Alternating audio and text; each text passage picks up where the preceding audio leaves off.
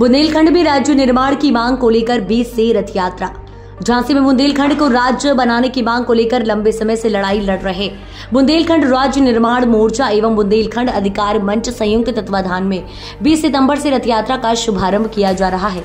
इस रथ यात्रा के माध्यम से केंद्र सरकार द्वारा किए गए बुंदेलखंड को राज्य बनाने के वादे को याद दिलाया जाएगा।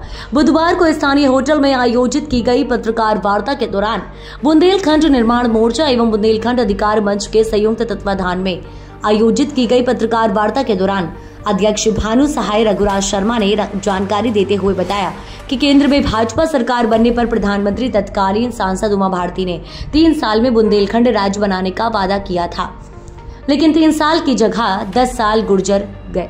उन्होंने कहा कि 13 साल का झूठा वादा करने वालों को राम कौल खिलवाकर चुनाव हरवाने का कार्य वर्ष 2022 से शुरू किया था। उन्होंने कहा गत चुनाव में राम कौल का अभियान में अच्छा असर देखने को मिला। उन्होंने कहा कि अभी भी केंद्र सरकार के पास समय है, अभी भी बुंदेलखंड राज्य बनाए, अन्यथा उनका ये अभियान आगे भी चुनाव हारने के लिए लगातार अभियान चलता रहेगा।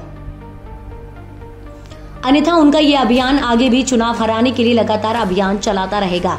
उन्होंने कहा कि कसम राम की खाते हैं बुंदेलखंड राज्य बनवाएंगे एवं बुंदेलखंड तो लेंगे ही लेंगे आदि उद्घोषों के साथ 20 सितंबर से जिला ललितपुर से रथ यात्रा का शुभारंभ हो रहा है।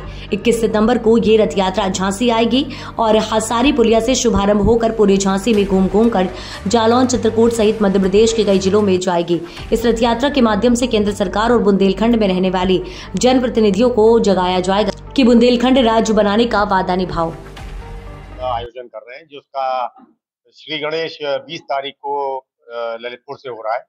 21 तारीख को ये यात्रा झांसी आएगी। झांसी के पूरे नगरा, पुलिया नंबर 9, सीपरी, शहर, सदर सब जगह ये यात्रा घूमेगी हमारी, जिसमें बड़ी संख्या में मोटरसाइकिल कारें होंगी। यही जालौन में होगा, यही महोबा में होगा, यही हमीरपुर में होगा, ये बाना में होगा और चित्रकूट में जाके इसका हम लोग समापन कर देंगे।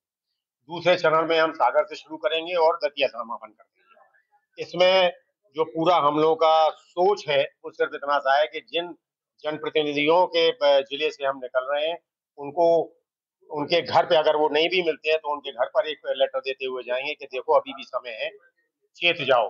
अगर नहीं चेते तो फिर आमने सामने का विरोध होगा। ईश्वर करे कल हम लोगों ने 8वीं बार पोस्ट किए हैं, सारे के सारे आप सारे लोगों को भेजा था हमने। 8वीं बार पोस्ट किए हैं कि देखिए बुंदेलखंड की धरा आपसे अपना कर्ज मांग रही है, अब आप अपना कर्ज दे दो। अगर आप नहीं साथ दोगे, अकेले बुंदेली योद्धा मत बनो चुनाव के। अगर चुनाव के बुंदेली बनोगे तो आप तय मान लो चुनाव में हम लोग हराने का कार्य करेंगे। तो हम लोग हाथ जोड़ के निवेदन करने जा रहे हैं कि आप एक लेटर प्रधानमंत्री को दें और उनसे निवेदन करें कि बुंदेली भावनाएं हैं ऐसी बुंदेलियों की कि यथाशीघ्र हमारा बुंदेलखंड बना दिया जाए।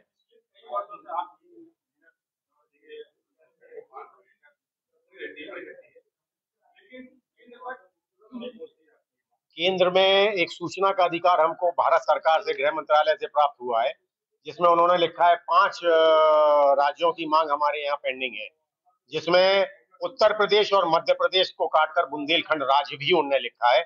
तो केंद्र में हमारी मांग बदस्तूर पेबस्त है और अगर नहीं होती तो उमा भारती यहाँ नहीं चिल्ला रही होती, राजनाथ सिंह जी यहाँ नहीं वचन देके जाते, मोदी जी यहाँ वचन देके नहीं जाते।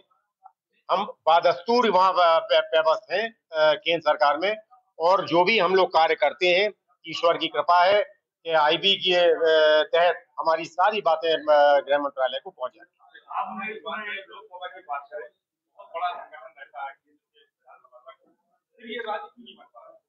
देखिए राज्य बनाना ना बनाना भारत सरकार का जो संविधान है, जो हमारे देश का संविधान है, उसके अनुच्छेद 3 से आता है। उसमें शुद्ध रूप से कहा गया है कि जो कैबिनेट है उसके पास ये पहला अधिकार है कि वो ये अपने यहाँ कैबिनेट करके ये बताए कि बुंदेलखंड बन गया। उसके बाद उस नोट को वो राष्ट्रपति के पास भेजेंगे रायशुमारी के लिए। पहले प्रस्ताव पास होने जाता था विधानसभाओं में, अब रायशुमारी शब्द हो गया। दोनों पर अगर वो काट के दे दें उत्तर प्रदेश और मध्य प्रदेश के हम सहमत नहीं है, तब भी जो पहली पार्लियामेंट आएगी उसमें नॉन सीरियस